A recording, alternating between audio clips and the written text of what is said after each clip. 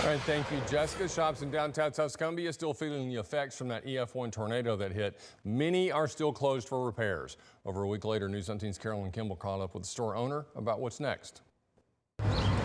Seeing that building right now being uncertain, it's so heartbreaking to see everything the community has gone through. Ashley Morrow owns the Palace Ice Cream and Sandwich Shop in downtown Tuscumbia.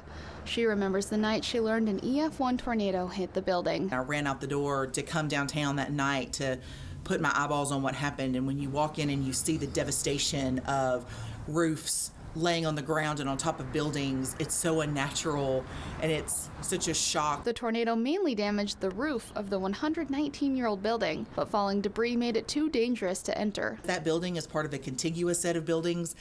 Its stability is going to rely on the stability of the buildings next to it. So even if they say this building potentially is fine, it may not be fine because of the damage to the other ones. The Palace received a damage report yesterday, but Morrow wants to make absolutely sure it's safe to serve customers again. It's a place of congregation. It's a place of community. We would love to be able to say that we're going to be open and serving scoop soon, but we're just not sure at this point, which creates another level of anxiety and turmoil for your team and for your customers because people want to get back to each other. Even though they lost the ice cream, Morrow says she's confident that the Palace will be restored. For now, she's taking care of her staff. We're trying to do things on our end to make sure that our people are taken care of. We're trying to assign them to other businesses where they don't miss paychecks so they can still have work.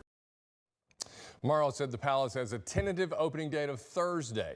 She's asking customers to use the 5th Street entrance and check their social media page for updates.